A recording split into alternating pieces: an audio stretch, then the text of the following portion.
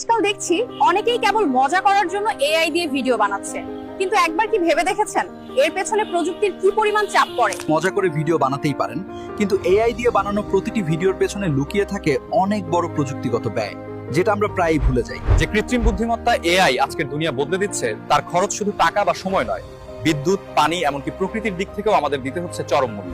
গুগলের ডেটা সেন্টারগুলো ঠান্ডা রাখতে দিনে প্রায় 21 লাখ লিটার পানি লাগে, যা 4200 মানুষের একদিনের পানির চাহিদার সমান।